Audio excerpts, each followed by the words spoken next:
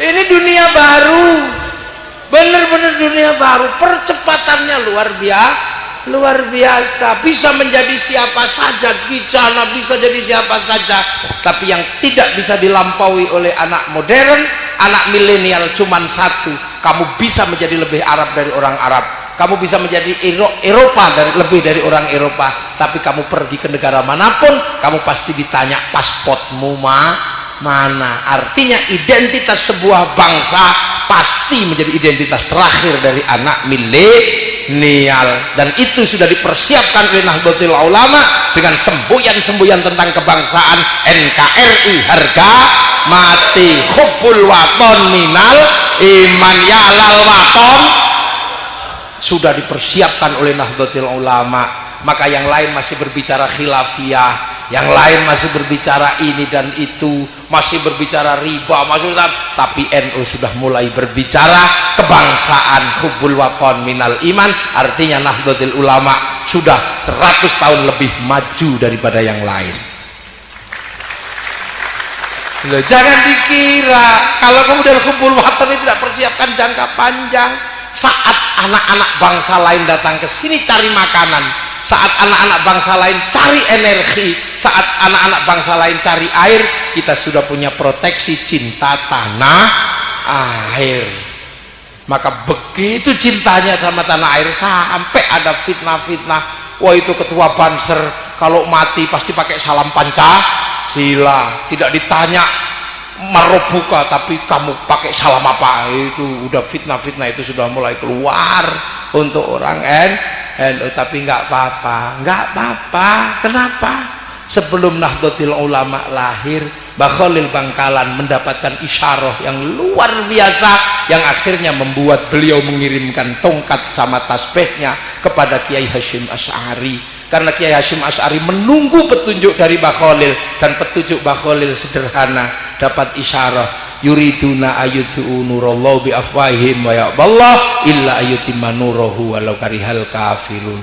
Akan ada masanya orang-orang memadamkan cahayanya Allah, tapi dibiarkan sama Allah, karena Allah akan menyempurnakan cahayanya. Dan Nahdlatul Ulama diletakkan kepada apa? Kepada Allah akan menyempurnakan cahayanya. Maka NU semakin diolok-olok, semakin melampaui yang olok-olok.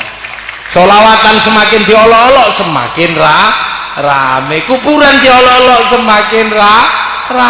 Apa yang dilakukan NU? Semakin rame. Banser diolok-olok, semakin menunjukkan kekuatannya. Seluruh itulah caranya. NU itu semakin diolok-olok, semakin kuat, semakin ditahan, semakin tidak bisa dibendung. Itu Nahdlatul Ulama. Makanya sekarang nyuntuh semua NU semua pada waktunya. Dulu Ila Ruki nggak mau, sekarang mau. Semoga arwahnya mau, semoga arwahnya kepada arwah, tapi biar nggak ke kiri nggak ke kanan, mengheningkan cipta mulai. Ya dulu nggak mau nasi tumpeng, sekarang mau pakai nasi, tapi masih nasi kotak. Dulu nggak mau ingkung ayam, sekarang pakai suwi, mau pakai sayap. Dulu nggak mau suwo, sekarang mau pakai ruqyah, sama aja. Dulu Sayyidina nggak mau, sekarang mau pakai baginda. Dulu nggak mau alat musik, sekarang pakai mulut dum. Makanya kita jangan terkecoh kalau ada yang mengatakan mari kembali kepada Quran dan Sunnah, diarahkan ke NU, kita jawab, kenapa harus aku yang kembali? Kamulah yang harus kembali karena kamu pernah pergi. Aku belum pernah kemana-mana, aku masih seperti yang dulu. Gitu makanya tidak usah takut jadi warga tunggu saja. Yang sekarang gayanya kayak miring-miring dari NU, nanti balik lagi, udah jangan khawatir. Ini Nahdlatul Ulama gitu loh. Jadi ini kenapa kok begitu kuat? Ya karena kita disadarkan betul bahwa kita ini hidup di zamannya para ulama.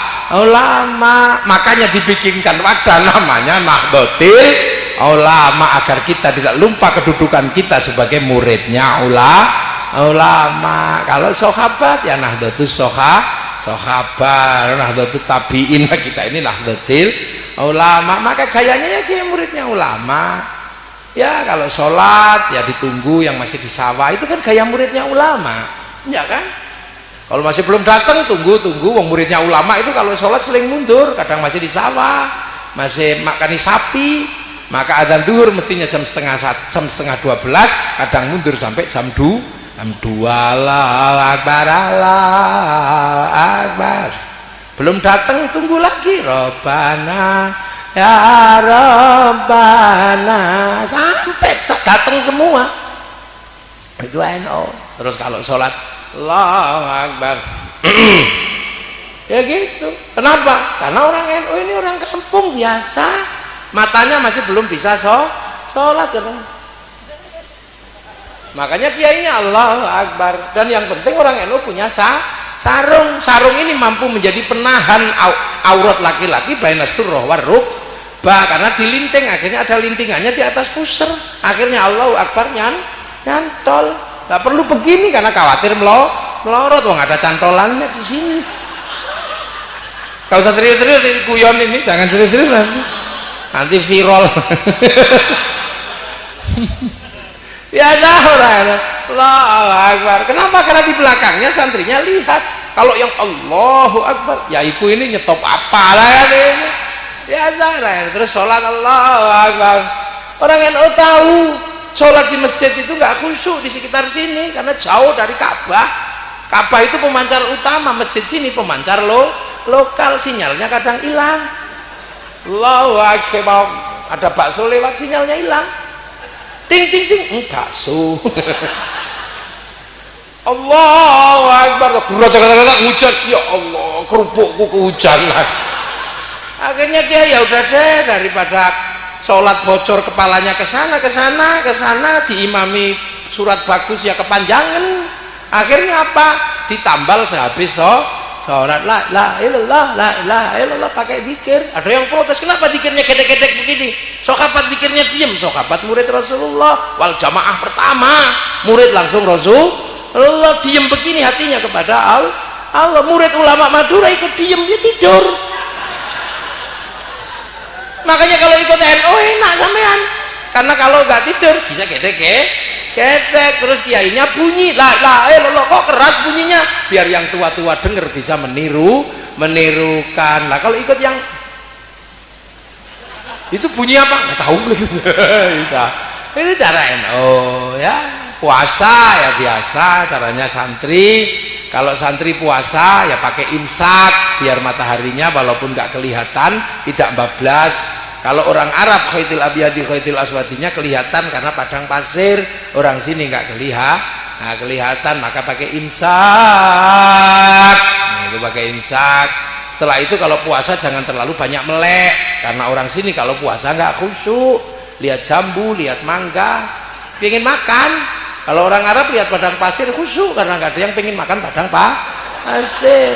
Daripada puasa nggak khusyuk, udah lebih baik tidur. Maka punya dalil yang terkenal, naumuso imin ibadah, tidurnya orang puasa itu ibadah. Akhirnya tidur terus. Begitu tidur terus para kiai pusing kok gak bangun-bangun. Akhirnya para kiai pergi ke pasar beli mercon. Akhirnya kalau Ramadan dar. Maka seluruh stakeholder Bangkalan gak usah emosi kalau ada mercon di bulan Ramadan, karena bagi santri mercon adalah perangkat ahli sunnah wal jamaah. Itu relatif begitu biasa. Dan kiai bisa uji kekhusyuan. Kalau dor berarti nggak khusyuk sholatnya.